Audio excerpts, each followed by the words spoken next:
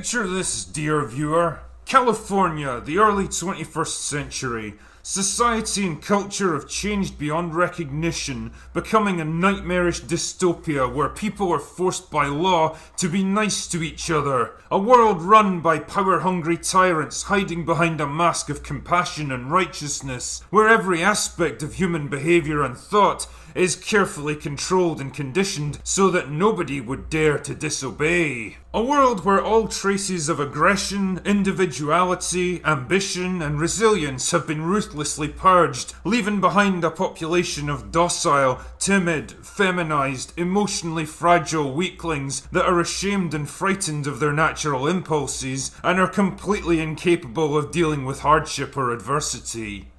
Anyway, let's... Imagine you're walking down a long dirt road. It's the same path your parents have travelled and they love telling you about how much easier the journey is today, and that all you need to do is keep walking. The milestones stretch out in front of you, landmarks that your parents reached as part of their journey, but as the years go by and the road stretches out, they just seem further and further away. Sometimes a storm blows in and you have to wait for it to pass, or the road turns to mud and it feels like you're trudging through a swamp. Eventually you look up and you realise that you've gotten no further than you were a day, a month, or a year ago. There's a very good reason Gen Z is the most apathetic, cynical, and detached generation in living history. Just look at the hand they've been dealt. It's so much harder today to find a meaningful relationship, buy a home, start a family, get a good job, and generally live your life. With each rung on the ladder getting further apart, you can't blame people for doubting if the climb is worth it. Participation in society used to be based on an underlying deal. If you paid attention at school, worked hard, and treated people with respect, eventually everything would fall into place. Society had set structures which guaranteed that the people who followed the rules would actually get something out of it. A home, a family, a purpose, something which maybe added meaning to their lives. But over the past few decades, all of that was systematically stripped away. It was the lie we were told growing up. Everyone has to grow up. But the breaking of that illusion has been particularly traumatic to Gen Z. As children we were told we could do anything, and that the world was a place where all of this would come true. But the reality that we actually grew in.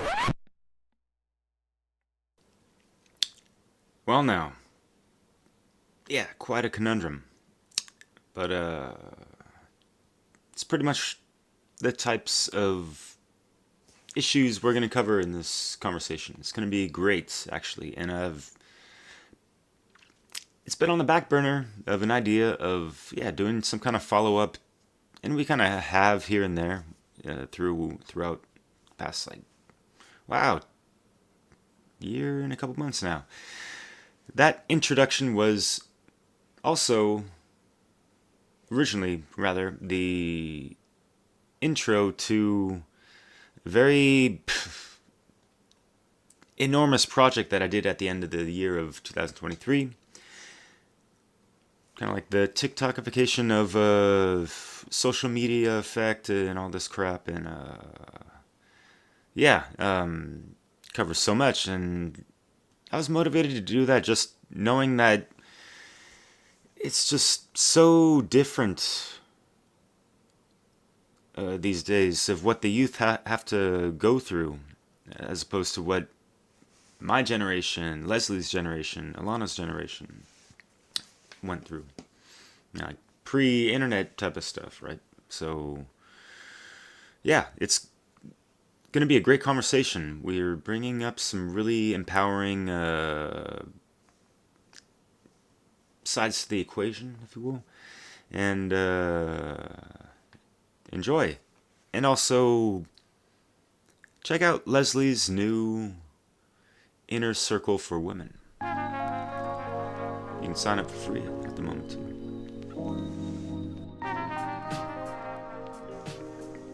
And yeah, this is going to be a really great show. I was really happy with the way it flowed. Elona is just fantastic, very knowledgeable, quite holistic, and things were quite synchro-mystic, if you will.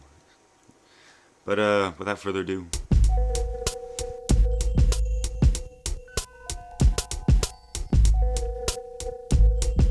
all right. Well, hello, everyone. Welcome to Dissolving the Divide. We have another wonderful conversation today with a wonderful guest, Elona Woods.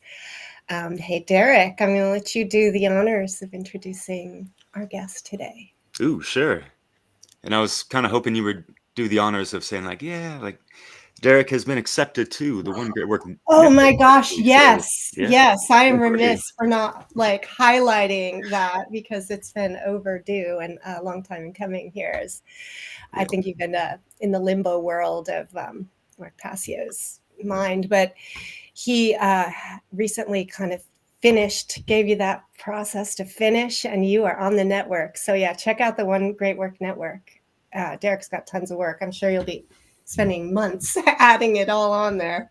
Yeah, I'm gonna pace myself. I don't want to oversaturate or whatever, right? So yeah, like, Yeah, kind of that's like graffiti. awesome. You're tagging your name on everything all of a sudden, but yeah, like I only have 500 videos to pull from. But anyways, to our wonderful guest who we saw with one of our other wonderful friends and more recent guests who's been on twice with Mario West, one of the best. That's right. And Elona is a author of a really interesting book that I want to read sometime, titled The Road to Sovereignty, talking about the keys to your freedom were always within. And that kind of ties into the Funnel Conference, Freedom Under Natural Law, that Leslie has been hosting for years and stuff. And I've been on board with the organizational things last time around. But yeah, you've been doing some really great work. You're one of those holistic, mystic, wise medicine women. And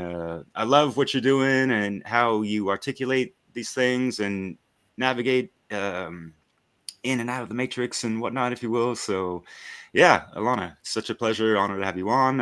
Thank you so much. How do you do? Out there in the UK, right? I'm in the UK, and thank you for having me on the show. It's lovely to meet you both. I've also seen great works come from you both also. And yep, stationed in the UK at the moment. I do move around a bit, go to different places, pick up different energies. But yeah, it's a wonderful experience to be on the show. Thank you. Yeah, we're glad to have you here, Elona. Yeah, maybe start out by just sharing some of your focus, your specialties, and in your work. When I was younger, I knew that something in the world wasn't right, but I still went down the whole matrix way, as we all do, just kind of following the crowd. But then there's always that little voice in the back of your mind that something's not 100%. And I was a financial consultant. I worked in accounts, worked in lots of different weird and wonderful places, met some great people. And then about 15 to 20 years ago, so 2009, I'd got to the point where I just had enough, couldn't do it anymore. So that part, I went to Glastonbury, actually, weird and wonderful place if you've ever been. And if you haven't, you've got to go. It's, yes, it's great. So I went there, had a psychic reading done, Eileen, by a woman called Eileen. And she said to me that you're walking the wrong pathway. And I also had somebody look into my eyes, and I just poked myself in it. Called, I think it's iridology. I can't remember what it's called, but she said that you've got the crown of thorns in your eyes. You should be walking more this path. And I'm thinking, like, seriously, what am I supposed to do here? So anyway, I got some tarot this cards. is around, you were what age? 27. So Saturn return, Ooh, yeah. 27, 28. Yeah. So I got myself some tarot cards, learned astrology as well. I got made redundant from my job, and that's when the dreams started really kicking in as well. I knew everything that was coming. I'd already dreamt about it before. So forearmed is forewarned, right? And then I learned palmistry. I'd learned loads of like new agey kind of things as well, because when you don't know where you come from, there's many different pathways that one ends up taking, because many of us are like a tree without roots.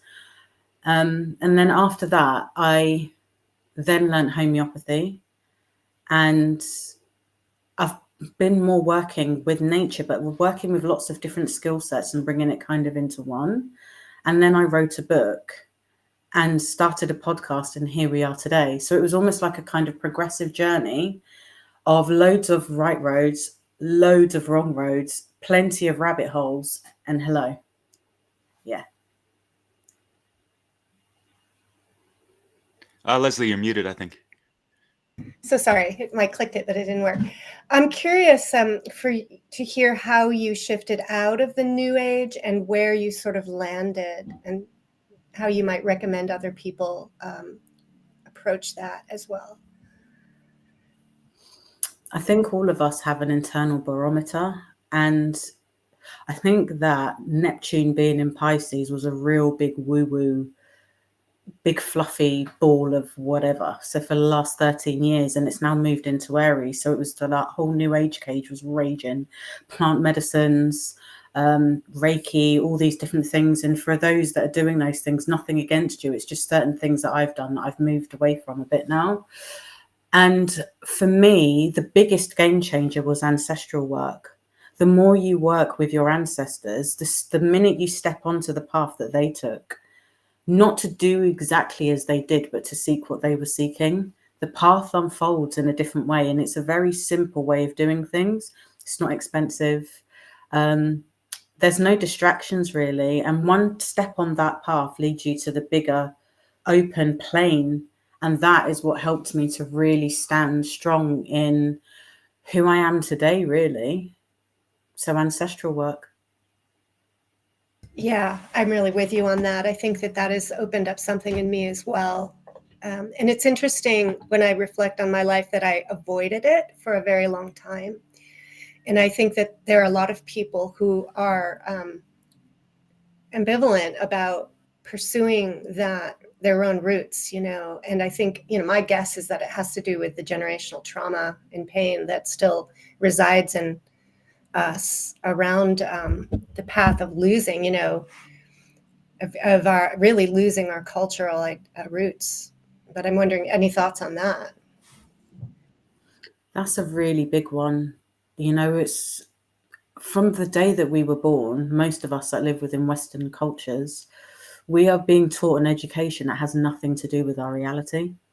And it's really quite a big problem. And we're not even taught what it is to be human. And that's the most fundamental, basic thing that we should all know. And none of us are taught what that means. We're taught about animals and different species and different things. But what does it actually mean to be human? And what are we being educated for? Because what we're exposed to, we become. So I feel that with it, the ancestral stuff, we don't look at that because since we've been born, have been given something to believe in. And the one thing that we were never taught to believe in was ourselves. So how are you going to look for ancestors when you don't even really know that they exist? And I often wonder if purgatory is a space of unvenerated ancestors, because at one point, they were the intermediary between this realm and the higher realms, but all of that has been cut off. And when I say ancestors, I mean genetic ancestors. It's about finding out who you are and what your lineage is and plugging back into that line.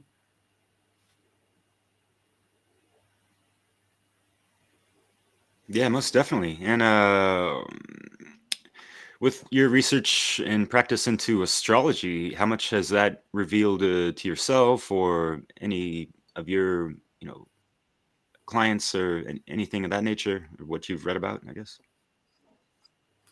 Do you know, that's a good question. And it's a strange question for me at the moment because I learned Western astrology when I was younger. And it works within the system that we're living in at the moment.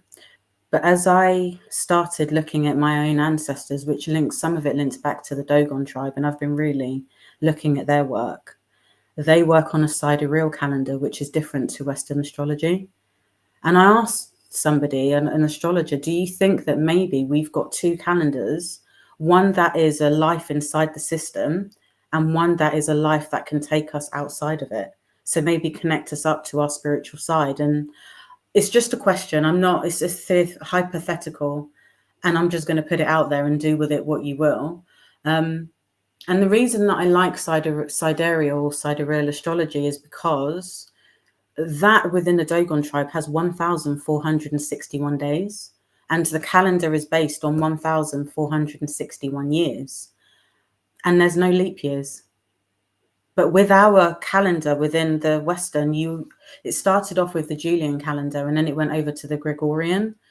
And when I was learning from one of the chiefs, they said the bit that they find difficult about classical astrology now, I mean, I speak Latin, I read Latin as well, is that the 9th month in our calendar is September, but Septem in Latin is 7. So how are we working with a calendar that doesn't have the correct numbers? And then you've got Octo for 10, Noem, which is the 9th, which is actually the 11th month, and then Decem, which is the 12th month for December. So I've got questions with that, but do I think it works? Yes, it does. But are there different values for different levels of consciousness?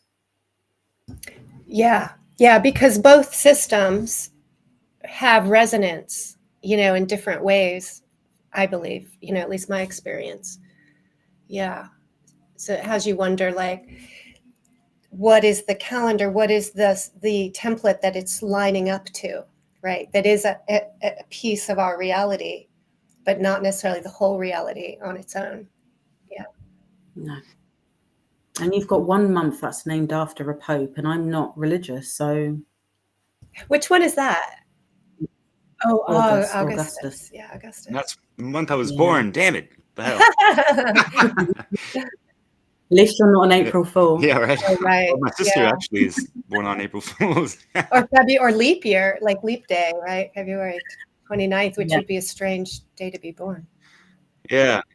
It will. Is it all evidence that we're, it's just extra overlays of this fallen time matrix that we're in? And talking about the Saturn return and the whole Saturn moon matrix and all these things, and how they're manipulating time to whatever degree, or just the perception of time in our connection to it, as you're alluding to, right? So that's really interesting. And I'm not familiar at all with the Dogon calendar, and that sounds really fascinating and reminds me of the Mayan calendar, and they rock the 13-month year and all that jazz. But I mean, like but at the same, I forget the name of it, but we always talk about the 12 main astrological signs and this and that corresponds to 12 months and yada yada. Yet there's something else. So there's the 13th. I forget the name of it and all that jazz, right? But anyways, The ficus.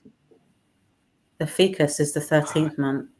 And the other thing, talking about time within the Dogon tribe, they don't accept time the way that we see it, because they say that if we're looking at things from a mathematical equation viewpoint, after 0 comes 1. But why does our day start at 6 a.m. or 5 a.m. in the summer? How does that work? Because the minute that you wake up, you're already out of time matrix alignment. So how does that work? yeah, things to consider. Huh? That's Right. great. And yeah, it's interesting. Like, what would it be like to live on a more natural calendar? We don't know. We're so immersed and integrated into this sort of matrix reality that has been synthesized for us, that we, I think, are so out of touch with our natural rhythm and natural relationship to natural cycles. And I know that I yearn to, like, cut off all of these artificial timelines and find out what that would feel like and be like. What information would I have access to? What would that open up in my own mind, to be able to be to be free of this artificial and really immersed in the natural. Yeah, absolutely. And have those other parts of our mind switched on, because certain things like that will switch off certain circadian rhythms within us if we're not in alignment. It's just like medicine has switched off our innate ability to know what to pick in nature. Yeah, that's another part. And just all of it, the education system has switched off our innate ability to connect to something bigger outside of whatever it is that we've been constructed into, because we are nature, right? Yeah, totally. And I think one of the hearts of the matter I wanted to get into with you is just, both you women are mothers and all that, and having to raise kids in this digital diasma and all this stuff. And also have in mind that the first podcast that you kicked things off with Tomas Sheridan, who also had a wonderful foreword in your book as well. And the topic of discussion was kind of like, the AI kind of recounted throughout the mythos over time and ancient times and all this stuff. And what do we have today and all this stuff? And we're not talking about allegorical stories like the Terminator and stuff, but but this is what's shoved in our face today. And so all these kids see it. It's like, it's, imagine an alien coming to this earth and watching 10 hours of movies or whatever, right? And they're like, wow, humanity's obsessed with this idea that they're going to become robots or get taken over by robots or whatever the hell. And it's like, what are we doing, people? Sometimes, like, what are we seeding the youth with and all this stuff? And so, yeah, it's just, and I would love to have kids still and like raise, young little natty law warriors and all that stuff. But yeah, I know a lot of people are kind of disencouraged to even have kids and, birth life into this kind of dystopian-esque modernity, if you will. But yeah, anyways, any thoughts on that? It's terrifying. If I'm being honest with you, it's absolutely terrifying, because we're fighting our own individual battles and then trying to educate those that have been born into a system that wasn't there when we were growing up, because it certainly wasn't technological. I took my son the other day to Bletchley Park where the Enigma was made, the machine for the World War II where they were decoding stuff. And he went on a Sega Mega Drive and he was like, Mum, what is this? And I'm like, listen, don't, okay? So I texted my daughter and I said to her, look, Elijah's playing Sonic. And she was like, Mum, what is that? I'm like, seriously? It's a computer. Just don't text back. But I think things are sped up so fast. And because Google is almost now like their god, they don't read, they don't do things in the way that they did. And I home educate my son. So we do read and we do go out and we do different things, because I think for him, that will be more helpful to have a more broader perspective of ways of learning than indoctrination. So, yeah, I do find it quite scary, but we can do the best that we can do, because they were born for this. Whatever's happened, we were born for this, and we're here now. We're having this conversation. What about yourself as being a mother? How have you found it? Yeah, parenting has been one of the most complex tasks of my life, of which I think because of the external conditions, much of the upbringing of my children, I was a little unconscious or overwhelmed, right? To the point where my intentions and my conscious intentions weren't able to be unfolded the way I would have liked, right? So it's almost like despite that my children like rise. And I think that I've always had a bit of an aversion to be a follower or to really attach to a particular dogma. And so that in itself has certainly had some impact on my children to be free thinkers in a way, and open-minded people that question authority. So, and that's a mixed bag, right? It's a mixed bag because they also did participate in the mainstream educational system. But in some ways, for my kids, I think they were able to see the contradictions. They were able to see the things that didn't make sense and question. So I think that's their saving grace. And you didn't have to force their eyes open to see all that, huh? No. Right. And any of my efforts to do so tend to be resisted because they have a contrarian mind, as well. And so it's quite the challenge to allow my kids like the freedom to choose, to make their own decisions, and yet being, like you said, somewhat terrified about the world that they're going to be launching into and are launching into. And they also feel that, and it's hard to know how to guide them, because it's a challenge for today's youth. And I think that is a good topic to expand on a little bit of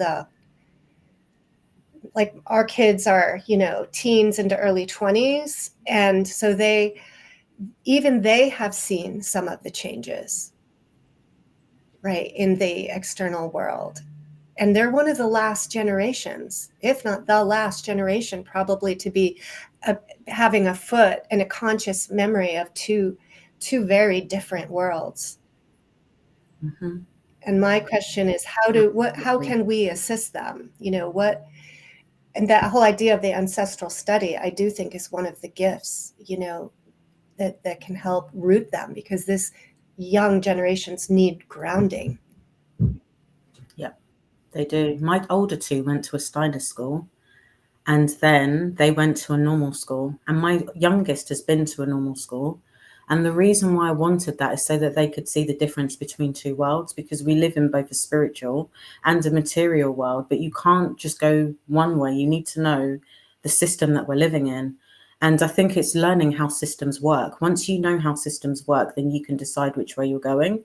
And one thing that I have taught all of them is that intellectual honesty has been taken out of our reality. So as long as they're intellectually honest with themselves, we can move forwards with things. And it doesn't matter where you are in the world or what's going on, as long as you're grounded and you trust that you are supported and that the ancestors are there and that there is a higher power, you will always be okay. And just take care of your bodies, please. Oh, yeah. And I think that piece about building self-trust, right, is so vital in this world of artificial intelligence, because we all need to figure out how to figure out and discern truth and right and wrong, those foundational things in this very mixed up, world of inverted messaging.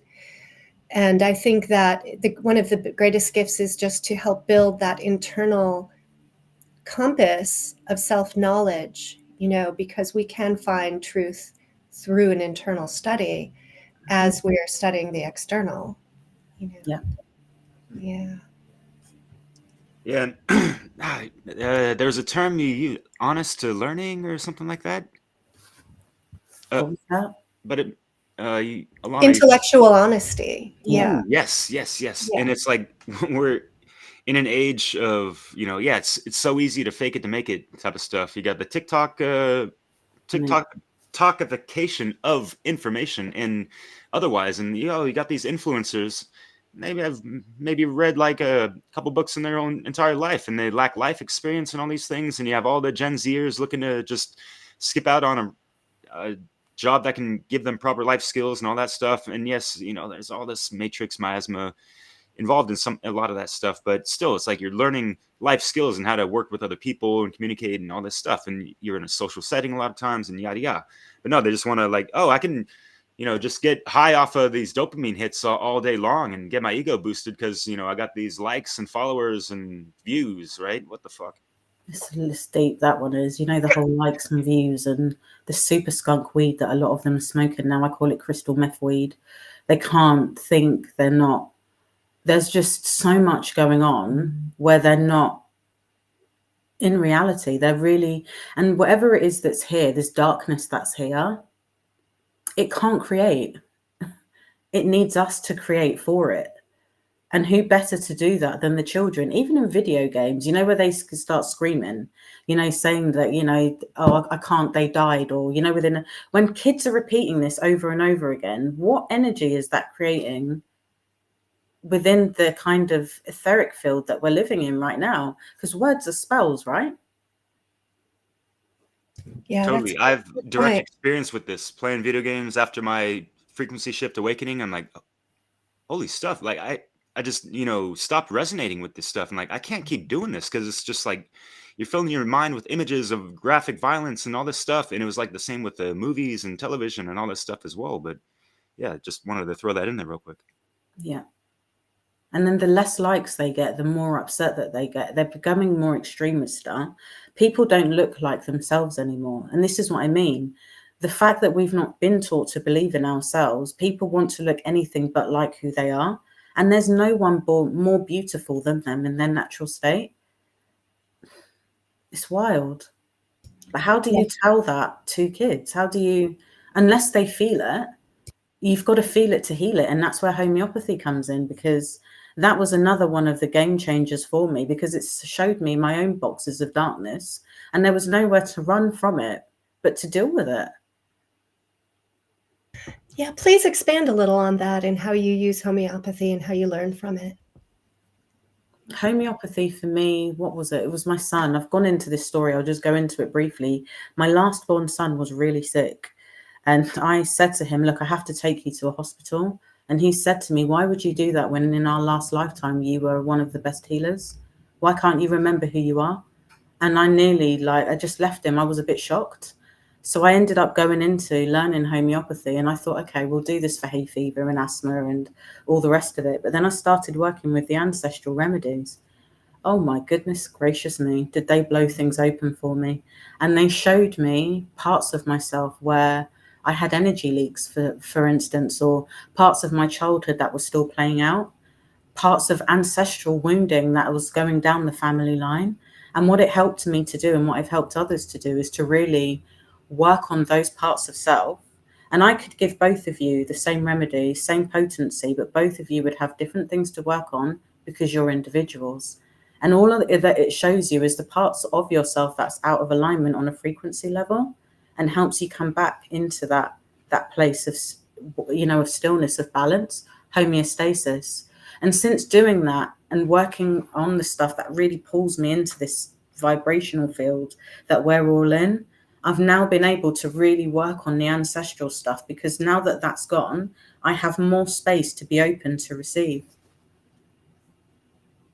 Fantastic. That's great. I'm really happy to hear that. And kind of made me think of, like, this is like some holistic shadow work type of stuff, and like to have some kind of substance that can help facilitate or initiate those deeper inner workings and stuff. Like, wow, that's powerful. Yeah, I'm quite It interested is. in that. Yeah. It's powerful but brutal sometimes, I will say that, because Oh we yeah, can it's no walk in the park, I'm sure. No, it's not. It's quite bad sometimes. But the thing is, the reason I say that is because when you are faced with your own darkness, there's no one out there that you can cuss or put down or say anything bad about when you've got your own stuff. That's it. And you can't give it to anybody. I can't say to you, look, I found this. Can you do something with it? I can't pay you to take it for me. The only one that can do the work is me. And sometimes it's not fun, but you get it done. And then it opens up a bigger and more expanded awareness. Yes. So an idea popped in as you were talking about how homeopathy works. It's like a parallel to the, I guess, the darker side of the modern needlecraft. So you were saying that the homeopathic medicine operates in our system based on what our system needs, essentially. Like it can, and I understand this to be true for other types of, adaptogenic herbs or some natural healing modalities, that there is a wisdom and intelligence that interacts with our own body's condition, identifying where our weaknesses are, allowing opportunities to heal that. It could be different plant medicines, things like that. That seems somewhat similar to how this, the more dark side of this needlecraft is working, where people seem to have accelerated illness in areas of their weakness internally. And so people have unique expressions and acceleration, say, of illness, where there was a kernel of that weakness already. So it's like the inversion of a positive homeopathic process. I don't know if you agree and see that in some way. I spoke to a woman once who said that she knew somebody who was learning how to create medicine. And she'd read, I think it was some files on that, and they actually used homeopathic principle. But our principle is like yours, like. I don't know what that is, because it's not great. And what homeopathic does is it kickstarts the vital force. Once the remedy goes in, it kickstarts the vital force to do its own healing. Today I was out for a walk, and I saw a woman that I know who has great apples. Okay, her apples are fabulous. So we have conversations and we do exchanges.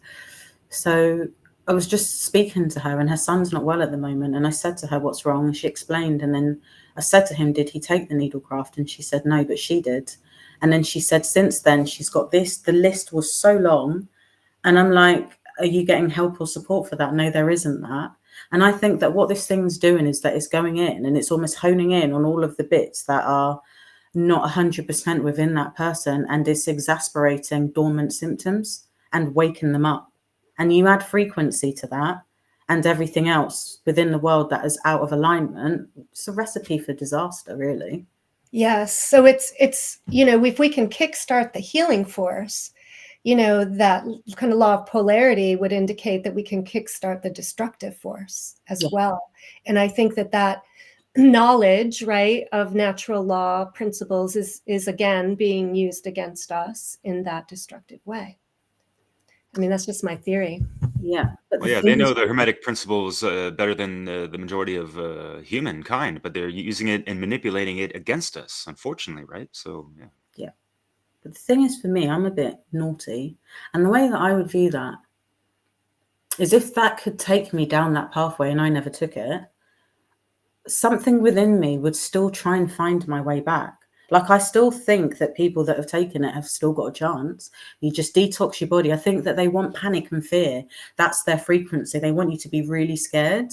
But we're great. We're the best technology ever invented. Just believe in yourself and find a way. There's always another way.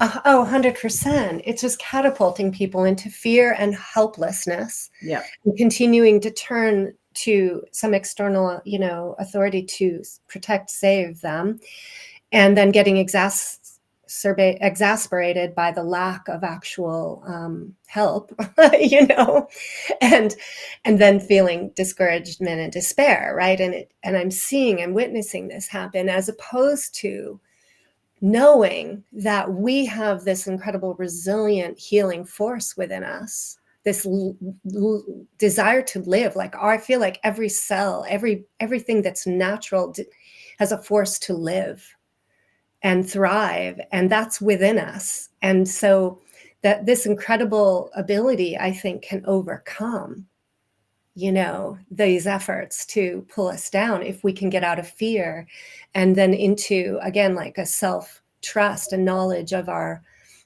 own natural healing potential. Yeah. That's that good old alive thrive talk. Yeah. Yeah, totally. Absolutely. I believe that.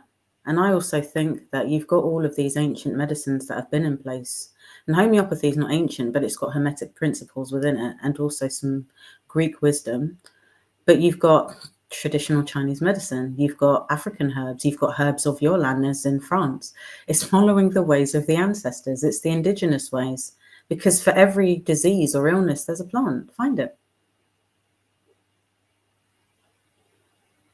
So it's interesting, as I've been opening up the study of my own ancestry and, starting to really embrace and kind of feel really much more connected and grounded to myself. I definitely feel that.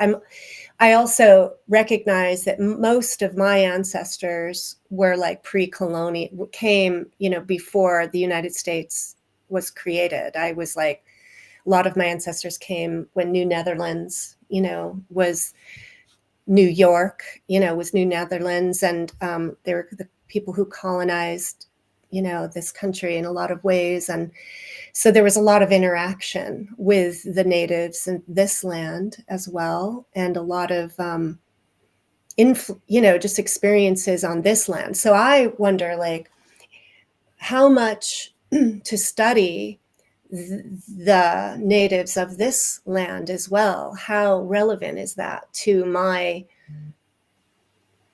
my internal wisdom path? There was, and I notice a lot of, in the New Age especially, they're embracing a lot of the Native American stuff, as well as like India. But I think that is not the core of our DNA. But I just, your thoughts on this migration and immigration experience and how that plays into understanding ourselves. That's a really big one. That's a really big question, because I've got mixed genetics. So which path do I follow? So I studied all of them. I wanted to find a middle thread. I wanted to see if there was a middle way. And there is. And that middle way sits within me. I'm not more of one or the other. There's not one that's better than the other. They're different, but they have similar concepts. And then I'm finding that the more I research paganism, regardless of where it's from in the world, we have more in common than what we do, have in differences. That's what I would say here. And the other thing as well is that because we've been moved around so much, some of the ones that were colonized and civilized and given different things to believe in have now turned against the ones that they're part of. And it's become a real big, kind of weapon of mass destruction of the mind. And it's like a mind virus. And what I would do, what I've done personally, I can't advise anybody what to do, but when I was studying the different ways, I felt out which one felt right for me. And when I figured that out, then I followed that path. But learn the myths and legends, go back and have a look at what the historical stories are and maybe visit those places if you can, or look at the artwork, see if it stirs something within you and take that pathway. And your life should get better. When you start following your ancestors, if your life's not getting better, it's not the right way. And no one loves you more than your own genetic ancestors, nobody. They're in you, you are them, all these cells and DNA. So I would really just follow that path. Yeah, that's a beautiful thought. Actually, I feel that. Yeah. And you're also really talking to the intuition. Yeah. And that is a lost art, I think, people tuning into their intuition. We're not taught that. No. Yeah. It's vital, though. Yeah, Where are it's like your not even ancestors taught from? to- Both of you. Where are your ancestors from? Well, I'm very kind of Celtic, Nordic, Germanic, 100%, man, as far as what I've been able to discover. Yeah.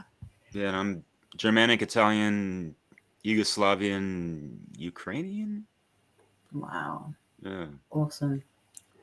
My Yeah. mother was born in Bavaria, actually, Munich. Yeah. My grandmother from Sweden, Germany, Wales, England, Ireland, Germany, Netherlands, a lot of Dutch. Yeah.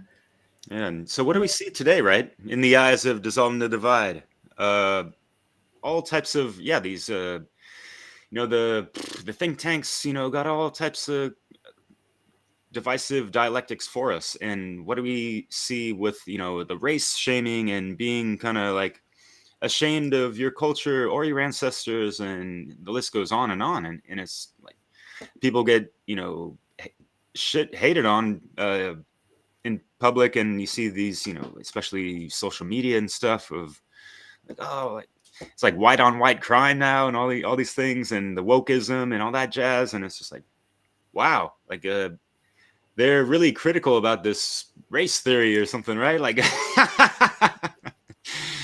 the hell, yeah. Anyways, It's a lot. It is a lot at the moment. I was talking about generations the other day, and my daughter said, "You're a millennial, mum." And I'm like, "What are you?" And she was like, "Just let's not go there."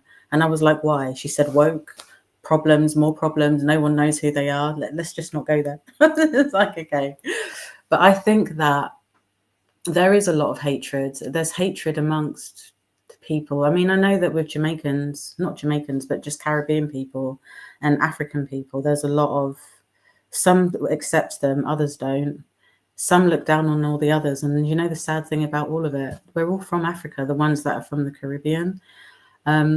Whatever's here in the system, it wants us to hate each other. And I don't have time for that. I don't have time to hate anyone. We've all got something here to do. Let's figure out what it is and just do it. And all of us point our energy in that direction. It doesn't mean that we're all going to believe in the same things. But there's one thing that's for sure. There's something here that's dark. And we need to do something about it. Let's focus on maybe that part of it. But yeah, all of the shaming. And I think that a lot of the people that have been taken over and indoctrinated from birth, it's really difficult for them to undo that.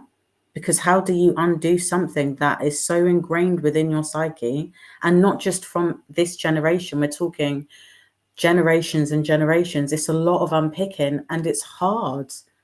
It's really hard. But what this has taught us really is evil has no borders. Very true. Yeah. And I think not only is there hatred promoted for others that are different, and that what that does involve is like seeing others as less than, dehumanizing others in some way, right? That's been an age-old strategy, but it's also resulting in self-hatred and self-loathing and shame, even just about being born a certain color or being from a certain place. And so that's what we're up against, is clearing out all of that. Yeah, the distortion around that. Yeah, and the shadow work helps and gets back more into that ancestry, right? And yeah, just take it to the immediate animus anima and all that jazz, right? And it's remembering that laws don't make society, humans do. It's one of the main things. And I see a lot of black on white hatred and white on black hatred. I'm not here for that.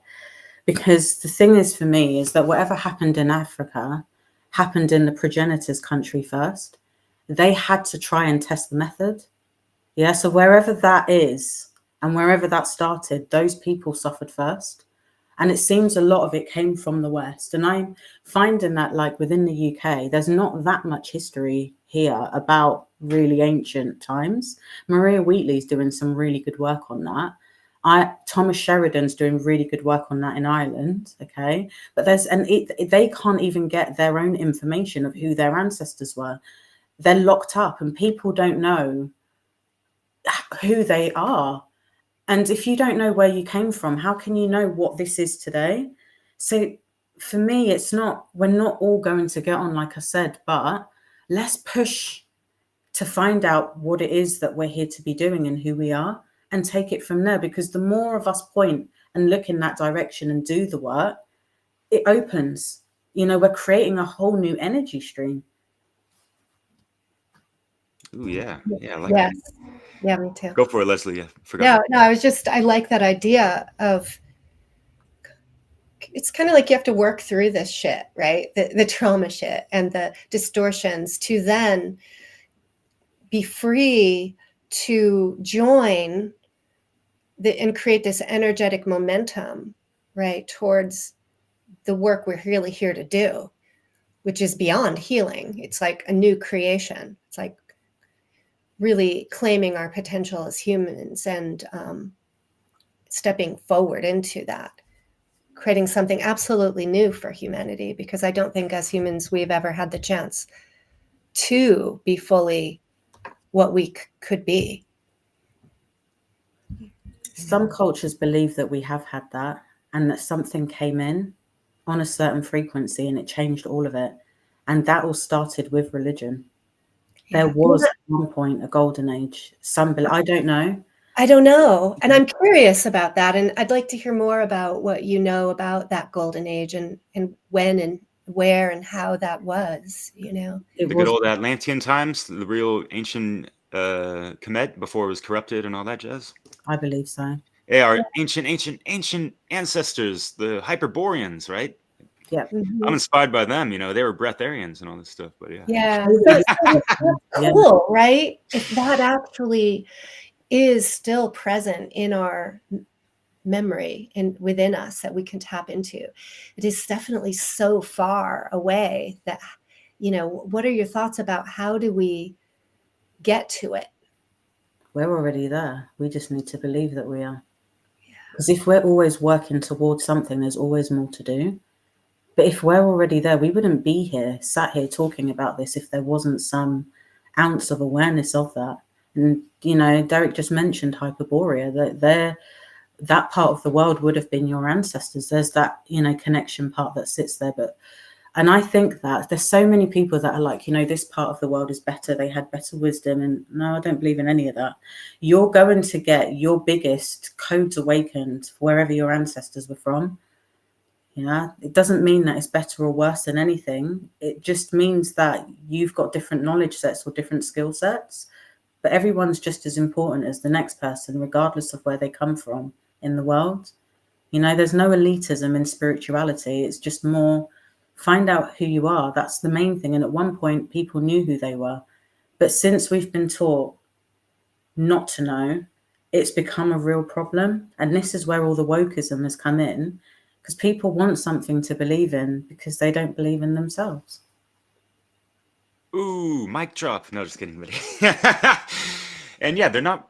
I mean, things like ancestry.com can help to a degree and point people in the right direction. Yet, I mean, on the side, is it not some kind of like DNA tracking type of stuff going on with that? So I don't know. Kind of very wary on those things. And yeah, so yeah, what you're talking about, Alana, and yeah, like 5 minutes ago of yeah, it's crazy how they can just distort history by removing the records or sequestering them, hiding them, and all these things. And it goes along the lines of, you cut a man off from his roots and you have a slave. I forget Yeah. who said it, like Michael Tsarion or someone. But here we are, and we're kind of castrated from our ancestry on purpose for the reason of controlling us and having us, kind of walking around a little bit blinded and just babbling on in the land of Babylon. Type of Yeah. thing. And what I feel as well is that the Bible came with slavery. It didn't come with freedom. None of the religious books have come with freedom. And no offense to anybody that's on that pathway, but this is just from my own findings. And I just see a lot of people that are lost. Yeah. And it does point us back into ourselves and then our memory, internal memory, right? And accessing that. Yeah. And coming back to studying our ancestry and connecting it to our inner, I guess, knowing, like what you described, kind of going places and studying and noticing what resonates, what rings true. Yeah. Yeah. And I did a podcast with Logan Hart. Yeah, Logan Hart. We've had him on as well. He's a great guy. Yeah, he's Wizard great.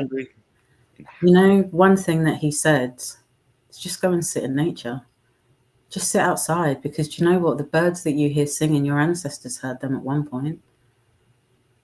Listen to the stream running. Just bring it back to simplicity. Chop wood, carry water.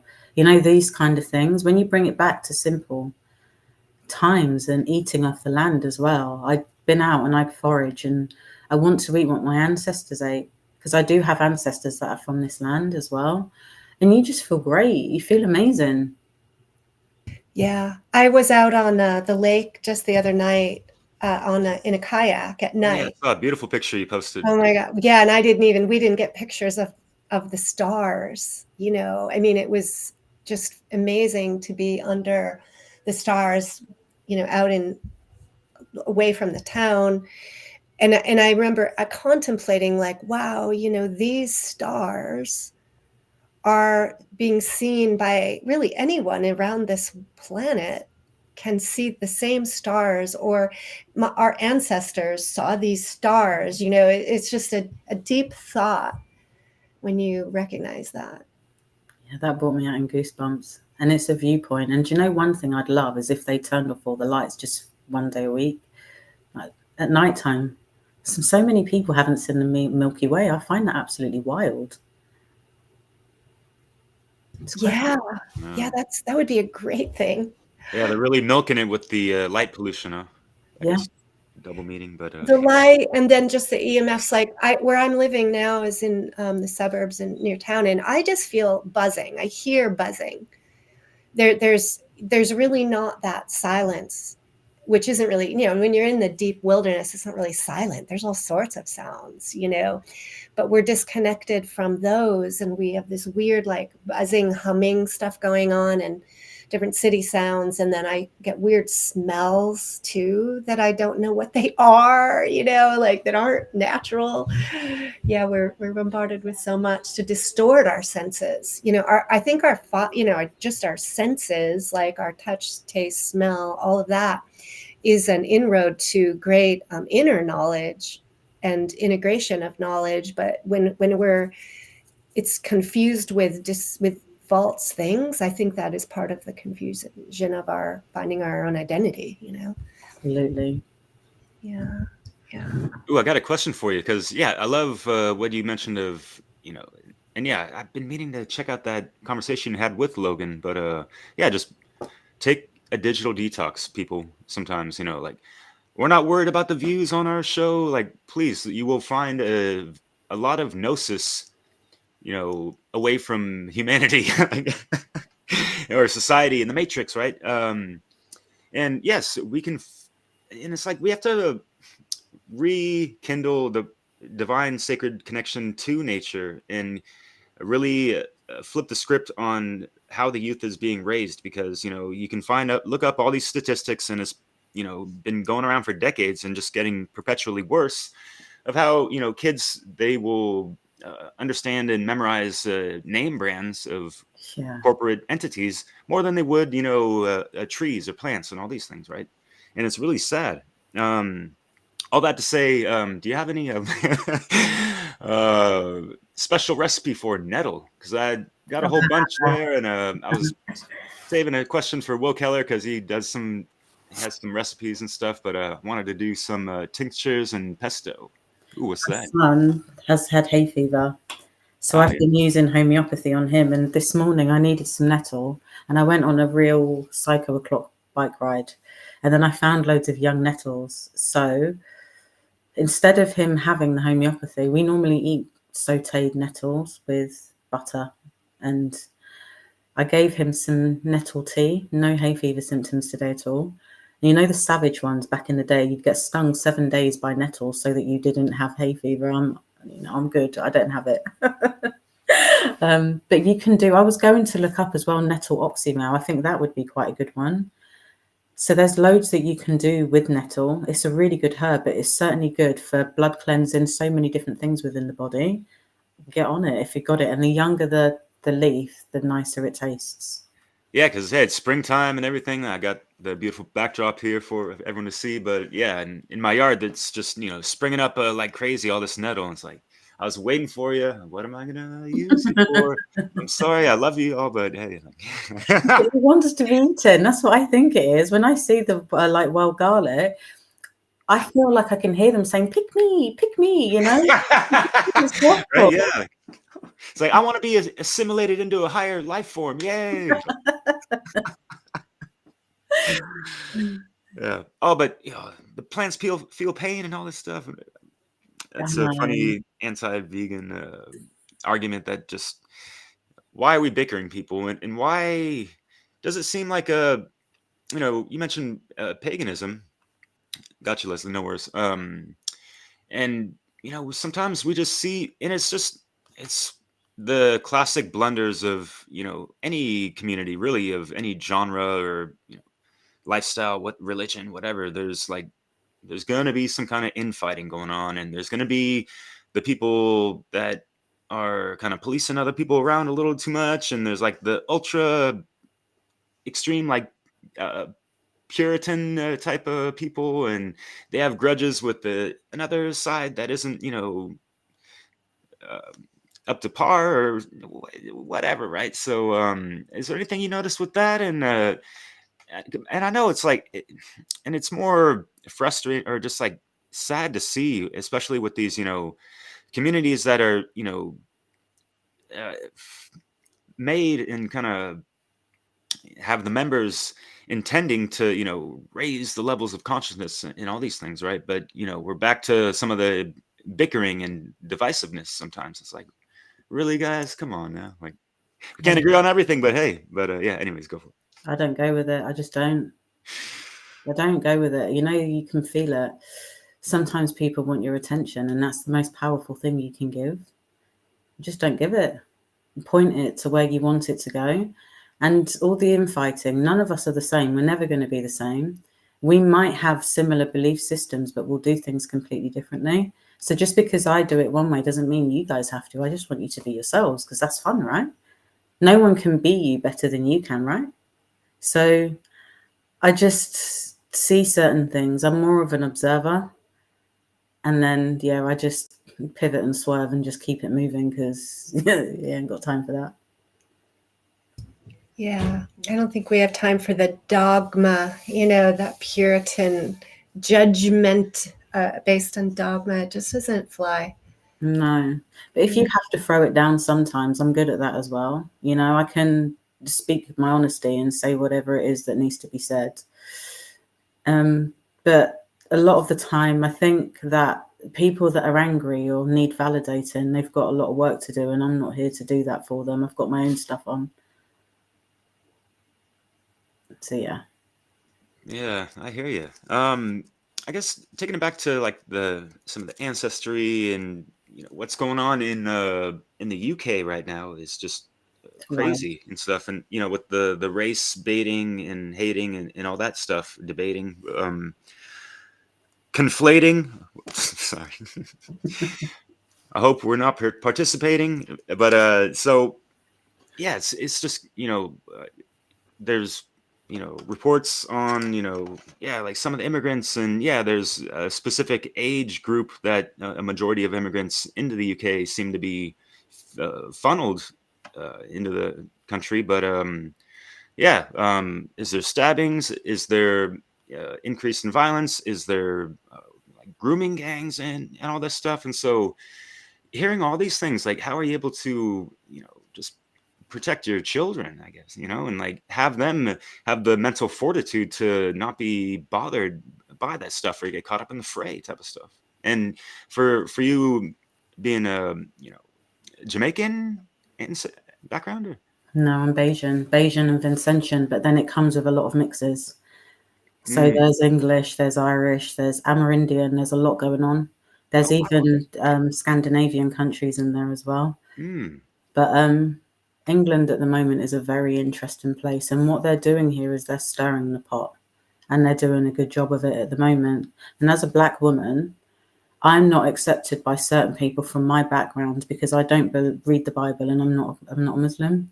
So you think about those two genres don't accept me, but then it's difficult at the moment because they're moving loads of people in that are trying to push that agenda moving forwards. And for those that are Indigenous here, I live in a predominantly white area, and there are, Black people that live here, but they're more the type that have integrated. And it doesn't mean that they are changed.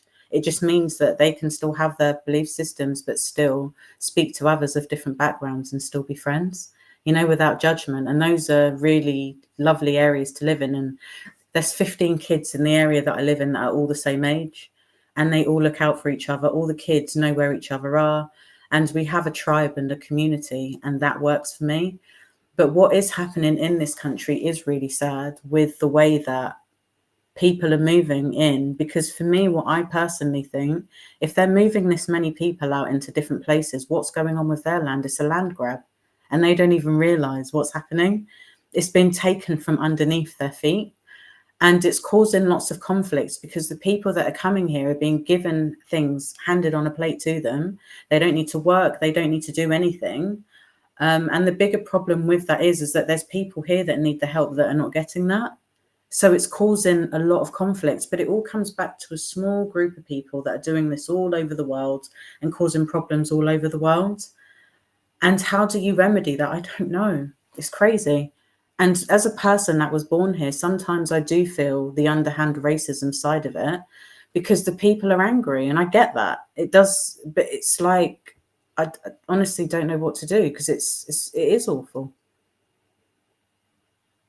Yeah, I guess it's keeping the peace is more and more challenging these days, in a sense, unfortunately. Leslie, did you have anything? Well, it's like if you keep things always moving, and people disoriented, right? Being oriented to who you are, to your ancestors, to your lineage, to your homeland, to, that's vital. And when there's all these moving pieces and bringing people in and sending people out and changing land and colonization, all of this, it just keeps people confused and disoriented and in a bit of trauma or stress all the time. Yeah. So and it's like right off the bat, it's set to divide. Yeah. So it just sucks, and it's like people are taking that bait and stuff. But it's like, how can we properly respond to that, anyways, right? So anyways. I just think that what the world is showing us right now is what it is like. This is a world without people connected to their ancestors. This is the outcome. I know that in ancient African culture, and I'm sure it's everywhere, they would not leave a land without taking at least the skulls of their ancestors, because how can you survive without them watching over you? So you think about all of the people displaced from the Caribbean that are away from their native lands, even here that have no connection to that land at all. This is the outcome. Disconnected kids, kids with knives, give them Grand Theft Auto and video games that are killing people and doing stuff. You show them what you want them to see. This is the outcome. Yeah, it's interesting. Someone shared with me a poem, and I wish I could remember the name or the author, but I don't. But it was a poem about a woman traveling at an airport, waiting for her flight, and she was from somewhere in the Middle East, a country there, but she was from an old country, kind of, and she traveled with a plant. And the plant was an herbal medicine. And so the tradition was you didn't travel away from home without this plant, because it was a connection to your home, to your people, and to your health. And, I just found that to be really symbolic and important. When we travel, when we are leaving our grounding, what are we taking with us to keep that cord connected, as opposed to just being uprooted totally and without any connection? It's an interesting symbol, very concrete symbol. It's beautiful. Really, really, really beautiful symbol there, for sure. Yeah. And then I think she had cookies too that were made in her, probably she couldn't get away with that nowadays, but from her tradition that she was able to share, and the story was that she didn't speak English and her flight was delayed, and she thought her flight was canceled, and she started to cry and become distraught. And then a person who knew her language needed to come through and say, hey, your flight is not canceled. You will get home. You will get to your family or whatever. And that this is it. And so the woman spent time and called her sons, with her, and sat with her and shared the cookies, and ultimately what happened is it unified everybody at that, little place they were in the airport. It was a beautiful story. The power of the tribes. Yes. Yeah. Yeah, that's what that is. It's the power of people coming together in a collective sense. Yeah. And yeah, I think a lot of people, Thomas talks about that. A lot of people are speaking about that now. And it's the small communities of people coming together of like minds. That's where the magic is. Around the fire, chilling, having a little smoke, maybe a drink, and just talking about things and maybe myths and legends and old stories, life experiences. We've all got something we can learn from each other. Let's bring it home. Yeah, I love it. And creating those traditions of sharing together. Yeah, it's so simple and it's not that hard, right? Like, it's not that complex, but but I guess it is hard for people to, pull away from the black slab that they're so fixated on sometimes. And sometimes people would rather just stay in, watch Netflix or whatever, instead of, meeting some folks out, even at the old pub and stuff. That's where folks can congregate and, chat it up, like you were saying too. So what it do?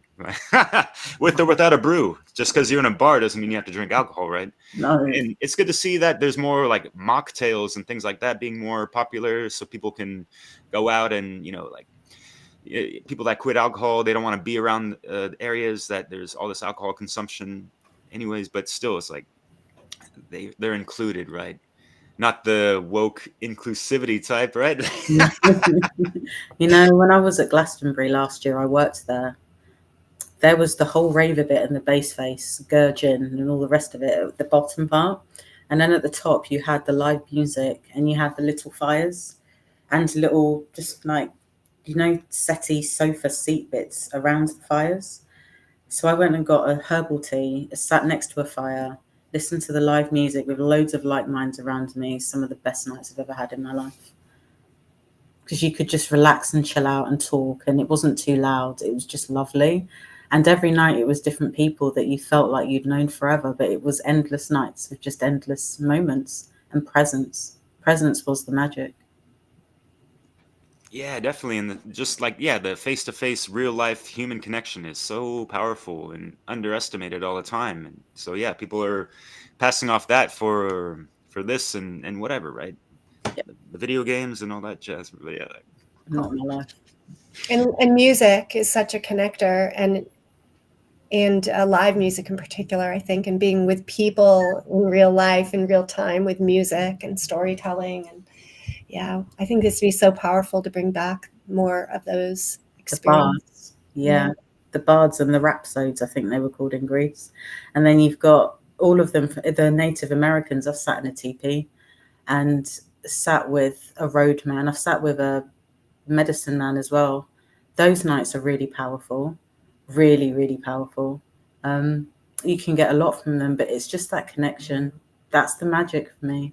And people, like people are really interesting. If you actually sit down and listen to them and listen to their stories and stuff, and it's not always sad stories. Like some of the stuff they've been through is really epic, and you can really learn from them. That's magic. And I think there's something transformative about telling your story and being listened to. I think that combination of sharing and receiving, giving and receiving, is alchemical and transformative. Absolutely.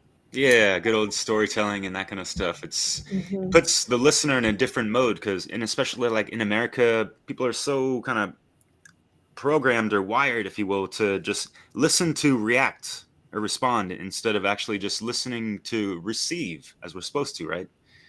So yeah. And people love to tell their life stories and talk about themselves, so I do think that that is one way to ignite conversation, is to be curious and invite someone to share, and then through that we can discover our commonalities and we can learn things, and with an open mind, right, instead of that defensive mind, based on like searching for something to argue with, looking for their political point of view. That's how a lot of people listen these days, looking for a fight, instead Yeah, of and looking. it opens up the compassion too. And then in the future, when those arguments could arise, it'd be like, man, I can't believe that person doesn't think this way that I do, but man, I love that guy because they got a cool experience and story. And I can relate to that, that kind of stuff. People are really angry. Some of them are anyway. I just literally pivot and swerve there. I had a woman at the post office the other day and she was enraged. It was like the wild hunt. And I stood there and I thought, this is an energy harvest. I'm not participating in. I'm not giving her my parcels either, because I'm sending herbs out to people. I don't want her touching my stuff so that she can pass that energy through the Royal Mail. So she just said to me, do you want me to take your stuff? I was like, absolutely not. And I hope that whatever you're going through, you figure it out. But I'm not staying here, toodle bit. And off I trotted, as I just thought, this is not my stuff. I'm not carrying this. So what would you say would be the indications of an energy vampire, energy harvester, someone that you would want to create a stronger boundary With between you and them? 1 second, sorry, my charger. I didn't plug my phone in. And I have loud background music I'm going to go try to address. Yeah, no worries. I could possibly address, but no, just kidding. You're back. Quick I'm and back. efficient. Yeah. We're moving, right? We're moving. We got to read the room, right? Yeah. Vampires are about, holy shit, on the narcissistic, psychic vampirism type of energy looshing and whatever. But I feel that with that, the energy stuff, all I needed to do on that, I was sending a parcel to China and I only needed to put one thing on there, and she was in a really bad mood. And somebody had obviously taken her energy, so she tried to recuperate that from me. And I went in and I was really jovial. I'm normally quite a happy person until I'm not. And if I'm not, then I quarantine myself. Don't need the government to tell me to do that, but I'm in my house because I don't want to share that bad mood with people, right? It's mine. I own that. So I just felt that it was like the life getting sucked out of me. And I thought, nah, this isn't mine. So I put it down, and you can feel it with people when they are trying to take something that belongs to you, or they want you to react. And I'm an Aries, so I've got fire. I do Mai Tai. I'm out there. But now I'm just like, no, I'd rather use that energy for different things, because when I get angry, it takes me ages to regroup and sort myself out. And it's just, no, I don't want to feel that way. So I'm consciously aware of when something doesn't feel right. And I remove myself from that, because the minute I go down that rabbit hole, how long is it going to take me to recoup the energy that has been stolen? Not for me. Oof, yeah. And you don't want to get burnt up in your own fire as well, right? And not, already getting burnt a little bit from the other person and all that stuff. And yeah, like temperance is key, especially with those fire signs. I can relate to that for sure. Yeah. And there's lots of triggers and lots of reasons to get triggered in the world. And so we want to be mindful that we don't fall for them all, that we don't get sucked into,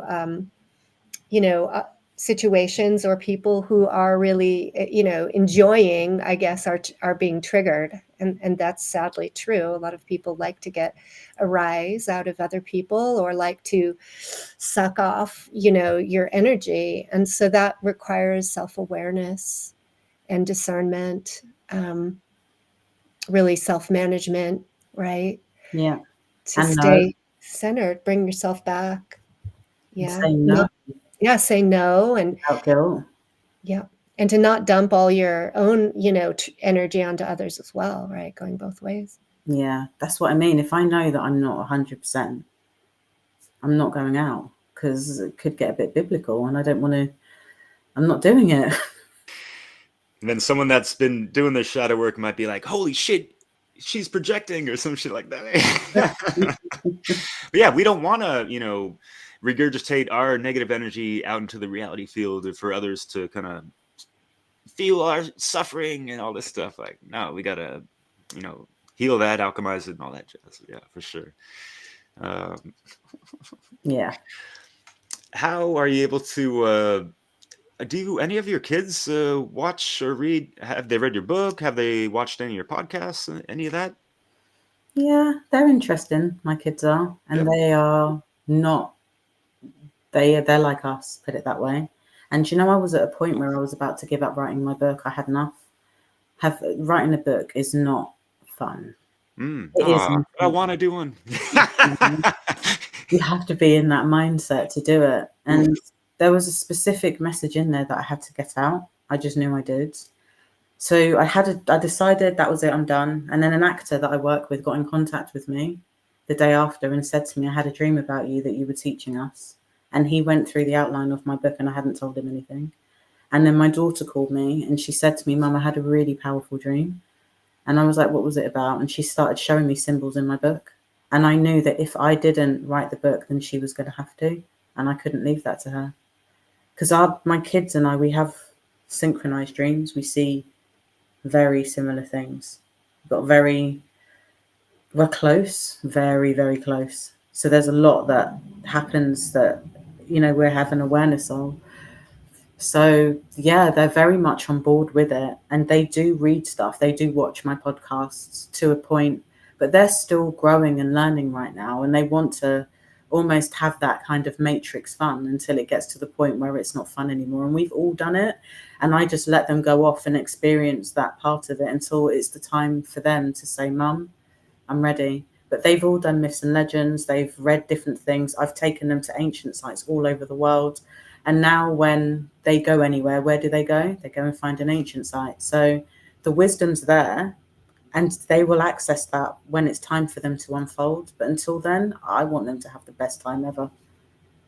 That's great. Yeah. You live and you learn, right? And yeah, we learn a lot of things, important lessons, through those mistakes and whatnot, right? So yeah.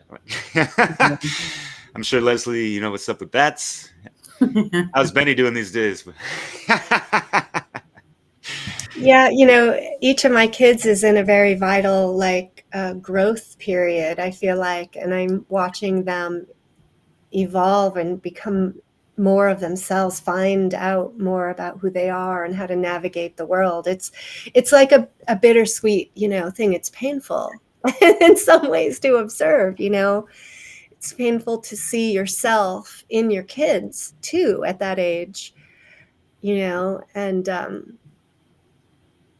yeah, it's quite an interesting process of letting go, and releasing your kids into the world. It's hard, yeah. Especially when you see the bits that you never evolved, that they picked up, and you can't teach them how to pass that test because it's theirs and theirs alone. Yeah, so you just have to step back and just hope. And I always say to the ancestors when I'm doing my ancestral work, touch the part of their heart, and their soul memory, so that they know which way to go from within. Because I can't tell them how to walk their path. They have to walk it. Exactly. Yeah. Well said, yeah. Laughing because when you were talking about, you gotta let him go and stuff, I was thinking about Mari West, because she loves to say, like, step away from the vehicle. But yeah, we have to let them know that you are a vehicle for your soul and let it roll in the right direction, right? Yeah. So yeah. Absolutely. Introspection. Yeah, that's great. And yeah, for us men out there, it's not the same connection that this maternal connection that women have with their kids, right? So yeah, I think it's that extra echelon of challenge that you guys have to overcome in that process of kind of letting the young birds fly out of the nest or whatever, right? I think dads do have that, just in a different way. Right, Dads yeah. can be, I mean, my kid's dad, he's very present with them. They get on his nerves because he says they're just like me. But the thing is with it in a good way, because they speak their minds, and we're all very close. I'm not with their dad anymore, but we're still really good friends, and we still have meetings and moments and all the rest of it. And all I hear is, "Oh, you're just like your mum." But then I see things of him, within them as well. So it works. But I think mums will always have a different relationship, but I will never discredit the fathers, because I don't think they get enough credit. I don't, for what they do. And I think that men really have had a hard time in this system right now, because a lot of them have been emasculated by the system and don't know how to really stand up and be a man, because they've never been taught how to be one, especially from broken homes and all the rest of it. So it's a difficult one. Oof, yeah. And when they try to stand up in their positive masculinity, they might get man slammed or some crap, right? Have you heard of? Do they do that in the UK? Have you heard about this? I feel so. I mean, a lot of them, they're Funniest word masculine. I've heard. Yeah, my friends are really, like, my male friends are proper alphas. All of them are. And in the sense that they've still got that, genuine softness that sits there. But when it comes time to handle their business, they're on the ball with it. They know who they are, So Thomas is proper masculine, but he's also soft as well. He's got that side of it there. So it's about having a nice balance. But the ones that just haven't found themselves, I mean, whoa, yeah. Yeah. I just think it's harder and harder with the social media and all of the differing points of views that our kids are exposed to. I think for the boys, especially, a challenge, honestly. And I've thought of that a lot, because there's all this like hostility kind of towards the patriarchy, which has become equated with men being the problem, but men aren't the problem. Men have been, hurt by this system as well. And I think of it more as the Satanists than the satanic system more than sort of the patriarchy. But it's like just it's damaged men and women and confused all of us, to some degree. It's damaged the family. The family has been literally obliterated, and that really was the foundation of everything. Because once you've got a foundation of a strong family, everything else in the world the tribes come together. And it never took two parents to raise children. It took a village. We don't have that now. It's gone. So Yeah, you it's, nailed it. what are people's roles as a man or a woman in a system where people are just lost? Yeah. And arguing, feeling resentful, bitter, there's this just spewing of bitterness out there. Yeah. My kid's dad and I, when the kids do things that irritate us or make us laugh, I'm like, yeah, that's yours. And he'll be like, no, that's yours. And we work with it that way, and we just bring it home. And I think that we can still be friends, even though we're different. People can still be, cool with each other. There doesn't have to be hatred and malice and resentment and bitterness all going out into the ether. That's what they want. Let's do something different. We've done this for how many years now? And guess what? Just like war, it's not working. What else have we got? That's right. And we should each, my parents, they stayed together, but my children's father and I separated, and my youngest was very young. She was only 1. And how two individuals handle those situations of parting makes all the difference for the children.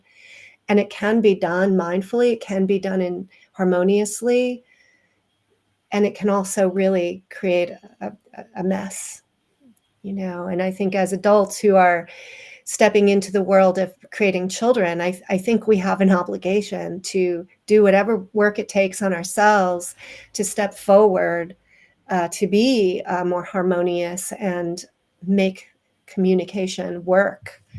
It is possible. And how can we create that template that, there aren't many models for that in the modern world.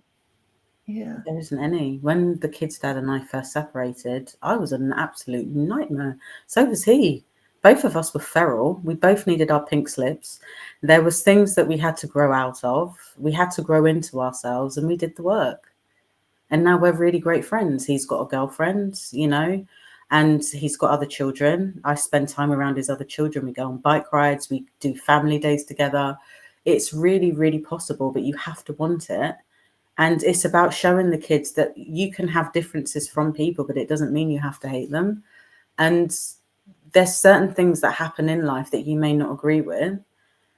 Try and move beyond it. It doesn't mean you have to be around that person anymore. If it's really bad, just walk away. But you can still be friends. You can still, if there was love there at one point, there will always be love there, but the love just transforms. So work with that part of the relationship rather than looking back all the time, because you don't live there anymore. It's not fun. Yeah. And it makes such a difference for the children to witness that. Yeah. And I think it's healing to their hearts. There's a deep, deep need I think children have to see their parents figure out how to get along. Because every child is sort of made from both, it's part of them. Mm-hmm. We are part of them. Yeah. Problem solving. Yeah. Critical thinking, reading the room, all life skills that one needs. Mm-hmm. Yeah, and those psychological knowledge and emotional intelligence, those are skills. Those are things we can learn. Yeah. And weren't those some of those good old things and other life skill sets that they would learn in the village, right? Takes a village and all that jazz. Yeah. And those good old simple times. I know. I was listening to something, in ancient times when the Vikings had to stay together or there were snow-ins, they'd have to be in houses for longer periods of times. You couldn't be fighting with them. What were you going to do? You had to work it out. Yeah. And what do we have? Since the dawning of the Rona, when everyone was locked up and kind of forced to not work anymore or limited or whatever the case was to anyone around the map. Regardless of that, how many relationships and breakups happened? Yeah. Because all of a sudden they had all this free time to spend together, and they're not used to that. And the monsters came out of the closet and all that stuff. And I guess they didn't take advantage of that deep, profound shadow work that is kind of summoned by relationships, in a sense. I should use a better word, but you know what I mean. I know, I think that was a good word. I do think that relationships do summon, us to deal with what, summon something. Something comes forth that we have to deal with. And that is an opportunity for self-growth and shadow work, right? Yeah, it really depends on the circumstances. I've seen some people go through some stuff, and I'm not in a relationship at the moment, but when I have a look at what people put up with, I'm good.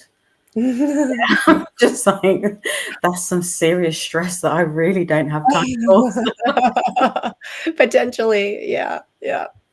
And I guess we're all at different places in our need for that heavy relation work. So, I think the more shadow work we do, each new relationship can be more harmonious and free of that. Yeah, it can be. I'm Yeah. not there yet, but when I do, I'll give you a call. During my I started a new online community for women called Reviving Sophia Women's Circle, for women who have struggled with dysfunctional relationship patterns. And so it's a forum for us to gather and talk in circle about those things. And because it's very real, as our human experience, we are ill-equipped to manage complex relational challenges for the most part. There are some lucky folks who have been exposed to healthy relationships, but so many of us have not. So we can reach out and support each other and educate. And See, I never grew up in a healthy background relationship-wise, and it took me years to know what a healthy one was. And I needed to figure out who I was within the dynamic of being birthed from women that had had a lot of trauma. It took years to understand what was acceptable within a relationship. And I'm really grateful that I've done the work, like really, really grateful, because it means I've broken a pattern, a cycle there of things that women in my family went through that they really didn't need to. And I found that I was about 22 and I was like, oh, this looks a bit familiar. Meet, meow. And I was off. I was like, nah, I am not treading down that pathway. And I left. And then I just went on a magical journey with the kids, ended up traveling the world with them and doing really fun things. And the alternative, I don't even want to think about what that could have been. But there are other opportunities, and I still believe in love. I still believe that there's some really great people out there to have relationships with. I believe that we can transform a lot through love, together as a couple within relationships. So it's not, I don't hate men, I don't hate anything like that. When it's time to meet that right person, I'm all game for it. But until then, I'm not settling for anything less than something that is a situation that can add to what I already have in my life and I can add to theirs. Because two people come into a relationship and bring two energies, creating a third energy. And that's where I want to kind of go with things. Yes, both facing a common direction, or with shared vision and shared values. I think that's really important, and people don't often consider that. And I think the security in yourself, right, being solid about who you are and having done a lot of the deeper shadow work is so vital, and it puts you in that place of not being desperate. Not feeling like you have to go find it, but allowing and trusting, I guess, the natural flow of your life and the universe. Yeah. Powerful. Yeah, and that real love is very powerful, and it can be scary. I mean, from personal experience, being with a ex girlfriend who, Alona, as you were talking about, with not, from an early age, not understanding how a healthy relationship functions, and how that is lived and experienced and all this stuff. And being with her, it was kind of like, it was weird for her almost, but yeah, after a while, we got used to it, and she was like, "Oh wow, like so this is more like what love is like." Holy shit! I thought that was just some fantasy thing that you see on TV or some, you know what I mean? Like, it's like wow, like and it wasn't even that hard. I wasn't like being all extra special, tender love and care type of stuff. That just comes naturally from your heart-based intelligence, right? When you got that open, of course, right, and activated rather. But yeah, it's unfortunate that there's this condition that people are born into. It's sad. So yeah, breaking these generational cycles is very vital, right? It is. And yeah, once you can feel properly and also fall into vulnerability, because I say to people that being vulnerable is a superpower because it's the most terrifying thing that you can do, because you're literally giving somebody your heart to hold in their hands and you're almost trusting them not to hurt you. And it doesn't mean that you're not going to hurt, because there's always challenges within relationships, but it's being brave enough to open your heart again after there's been situations where it has been broken. That's bravery, that's courage. And that's what, 100%. people in this world right now, they need more courage. Yes. Yes. Yes. I think, and the courage to step forward also should go hand in hand with knowledge, like building self-knowledge and doing the shadow work, right? Because it doesn't make sense to just blindly keep throwing yourself out there without pausing a bit and reflecting on your own patterns and on what's happening, discerning the truth of the matter, and then doing the work on yourself so that you can then be courageous again, but I also think people get stuck in this idea that they have to be totally healed and keep doing work and work and work and put off the actual experience of being with other people and learning through the experience of relationship, which that is the training ground. Here it is. Yeah. And it kind of goes hand in hand with, your own internal work, and then also the working with the other person and the stuff that comes up from that, but always sort of going back into your corner there and processing, kind of like you do when you're in a bad mood, going back into the cave and sort of working with yourself, coming out fresh with more perspective and balance. Yeah, I say that to people. I mean, I get on my own nerves. I don't know about you guys, but it's a regular thing sometimes. And once you can live with that and realize what it takes for you to get into certain states and what you can do to come out of that, we're always going to be a work in progress. And there's never a perfect time to meet somebody. There's never a perfect time to have a baby, to move house, or to do anything. But you make it that perfect moment and you live in that moment. And that's just it for me. So when something's meant to happen, you flow with it. Otherwise, there's always going to be work to do. And we're here to live. Yes, living. Yeah. Honest living. Yeah, and when people are honest and upfront, it just works out so much smoother, and having proper communication. And are we communing proper? Like to build a proper community. Mon ami, mais oui. It does take taking some chances, getting out of your comfort zone, being aware of your own protective mechanisms that keep you kind of safe and cloistered, right?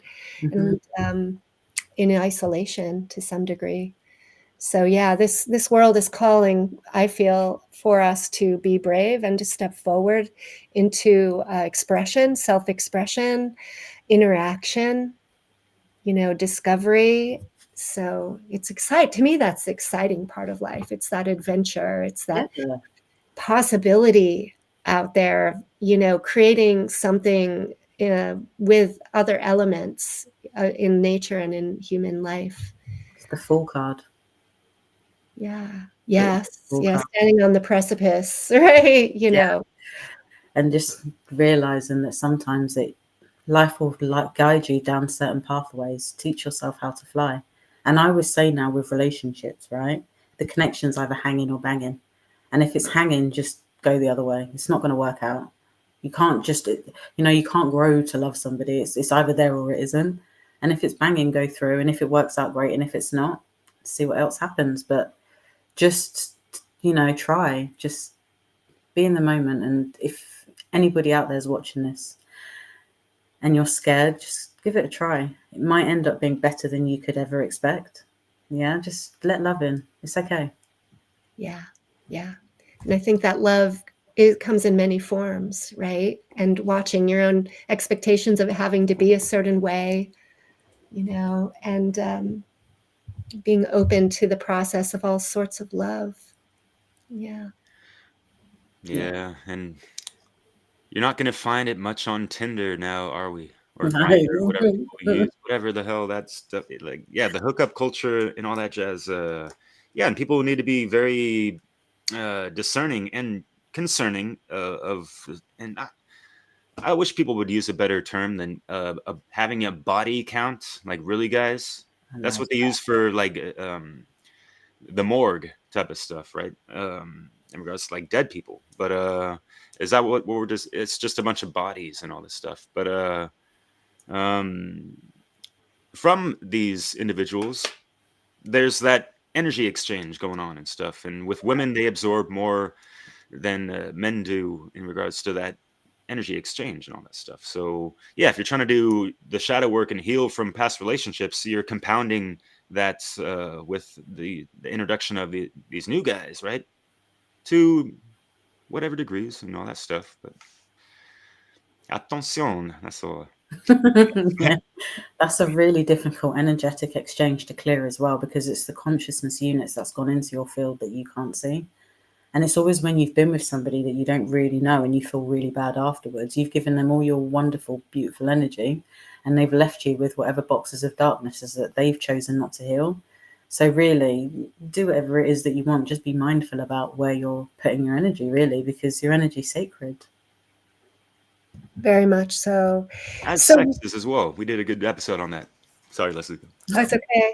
So with your diverse, I guess, experience in healing arts and so forth, and understanding energetics, what are some of your thoughts about how to clear, those darker energies, or those, do you have practices you recommend for people on a regular basis to sort of clear their energy?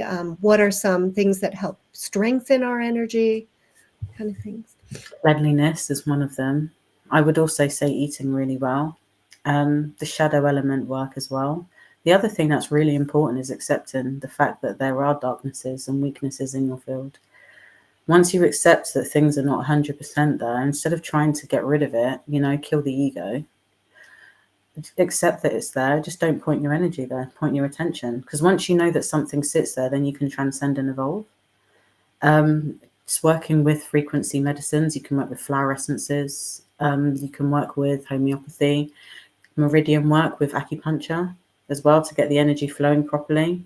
If you've had problems with your body and you get, cranial sacral therapy, you want the energy to flow around the body, do some body work, drumming, tapping. There's so many different things. And the great thing about it is that in there being so much diversity in the way that you can work, find your way, because we're all going to find different ways. And that's what's important.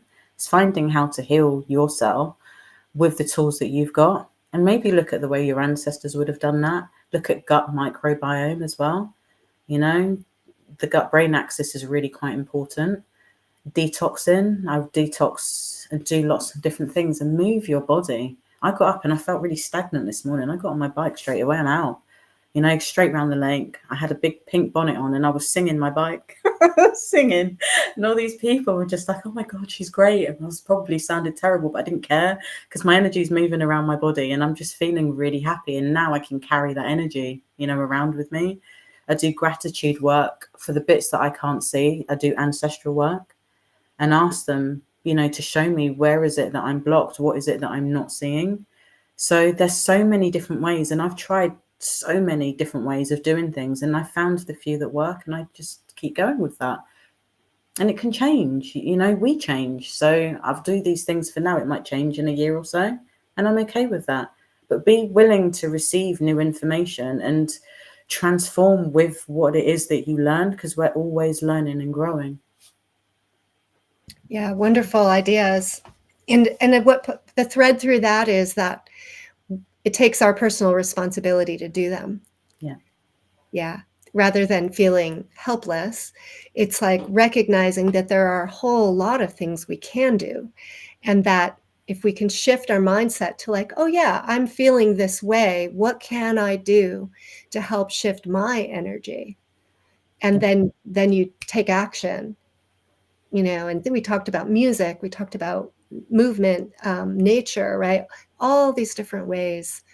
Even being with other people, you know, there are sometimes people that, you know, if you're in isolation, perhaps being with other people and joining the tribe, and those experiences we talked about of like being around the fire and singing together or telling stories, right? All of that are state change activities that bring an energy. But the key is being conscious and like noticing, like you said, if you're around a person and you feel like they're sucking the energy out of you, well, that's not a person you want to keep hanging with, right? And so then energetically, visually, you know, with your own visualization, sort of pulling back your energy field, maybe cutting a cord, releasing, moving out something that may not belong in your field. But we have so much power through our intention and our action. And I want to, you know, that's part of the way I work with people, is just really to help them know that they can and need to do something to, you know, about, you know, to help create the state that they want to be in. Yeah. We're not victims. It's responsibility, and that's what people are scared of, is responsibility. I do a lot of martial arts and I got really stiff. So I thought, okay, Elona, just do it. Go and see Yaya. And Yaya's my Thai massage. And you know, you laying there, you know you're going to get brutalized. So she's squeezing me and stretching me out and all that. I'm like, listen, Yaya, calm down. And she's like, listen, you tight. I'm like, okay, I'll sort it out. So I did that. And then I went to see my acupuncturist. And he's like, so what's wrong? And I'm like, well, life's great, but this is wrong. Oh yeah, and that, and this, and this. And it all comes out. But then after I've left and I've had the cupping and everything done, I feel just back in alignment again. So for me, the magic is noticing. It's noticing when you're coming out of alignment. And the more shadow work you do, sometimes you can go really high, but then the lows are really low. But find the center of both, so that when you come slightly out, you know, okay, that happens here, and this is what I did to bring it back to the center. And that's what I do now. I always bring it back to the center, but I notice quickly now. Before, it took quite a lot. And sometimes I'd sit in low spots for quite a long time, or be in really high spots for quite a long time. But they're both very difficult to maintain. Find the center. And once you know your center, stay there. Yes, I love that.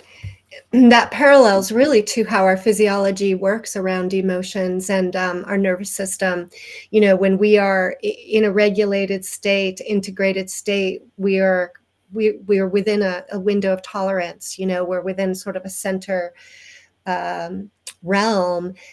But when we're, you know, responding from trauma, or we're unresolved in our stress, we're out of balance, then we're more likely to have these more severe ups and downs, to be hyper aroused or hypo aroused, to be kind of unregulated or shut down, right? And the more that we're noticing, you know, our thoughts, our internal states, and connecting those things with our behaviors and external energies, we can develop a strategy and become more the master of our own energy and how we relate to the world, you know. And it's a beautiful place. I guess I think of that's like the fulcrum. That's the center point from which we kind of steer our own operating system with awareness, understanding our technology of our body. And that's just an exciting field. And all the things that you're studying, you know, around how to interact with the plants, the plant medicine, the homeopathy, the body work, right? You know, these are these amazing tools we have to access to bring ourselves back into center and that balance point. So I love that. So I'm coming upon where I'm going to need to close up here. So I guess last chance for final comments or questions, thoughts, ways to summarize our talk. Yeah, and please afterwards, just share a little bit about your book and your website, Elona Woods homeopathy. Yeah, I believe, but yeah, that's the one. So really, for the message for everybody out there is that we're living in strange times right now. Find yourself some strange people, and us all. Yeah, there's loads of us out there, and we're great in the sense that we do things in the way that makes our souls happy. Creativity, maybe music, hanging out with people, maybe spending time alone, art, writing, poetry. Find your inner knowing of what it is that you're good at and follow that pathway. If you're stuck in a career that you don't love, do the creative thing. If you've got a book that you want to write your book. Relationship, go for it. You know, this is the message here today. And with regards to the children, they're in technology and there's not much that we can do about that, but also teach them about the analog element as well. And just be as grounded as much with them, and don't give them such a hard time, because the system that we're living in is already doing that. And with regards to my book, it is about different keys and systems that one can work with within themselves. It talks about different things that keep us blocked in the system that we're living in. But I'm not a doomsdayer. I'm the sort of person that will have a look at something and think, okay, well, that sits there. But these are different methods that one can use maybe to help them get out. And there's not just one. So there's different modalities that one can use within the book to help them on their way. And hopefully it will open keys within you for you to be able to do that. My website is www.elonawoods.com, and I do homeopathy, homeoastrology, where I have a look at somebody's natal charts to see what maybe pathologies they were born with or what's going on, you know, within their charts and all the rest of it at the moment. Prescribe homeopathy. I also work with flower essences and herbs. I do tarot readings. So yeah, but it's been really, really great to have been able to come on the show. So thank you for inviting me. You guys are really, really great. Thank you for all the work that you're doing out there and the messages that you're getting out there, because it's really important and it's really, really great work. Thank you. Yeah, thank you, Elona, for being here. It's been a lovely conversation, and I very much respect the path that you are on and the work you're doing and the wisdom you've acquired. So yeah, glad to meet you. Thank you. You too. Yeah. So I guess in conclusion, Empress, is that kind of like your book cover? Yeah. Yeah. Be the master builder of your own domain, and be the king or queen that occupies the throne within the seat of the soul. Absolutely. I was going to start rhyming then, but I won't. It's catchy. Yeah, I'm like for that. I'm not as sharp and quick on my feet as some of my King Biloba. You have to start taking that at a certain age, because otherwise the words leave the building. So yeah. Yeah. Well, thank you everybody for joining us today, and keep checking out Dissolving the Divide, and please check out Elona Woods' work. Oh, and my podcast is the Arcane Mystic. That is on YouTube. Sorry, I mentioned that. Yes. Substack. Yeah, I'm sorry. I knew that, and I didn't even say it in the beginning. Yeah. Derek will get some links in the description for sure. And I'll spruce up a little intro for us and all that good stuff. Yeah. Awesome. Thank you so much once again, Elona, and yeah, take care. We'll have all your information in the description and all that. Awesome. Thank you. You guys take care. Yeah, you too. Likewise. Thanks. Bye-bye. Bye.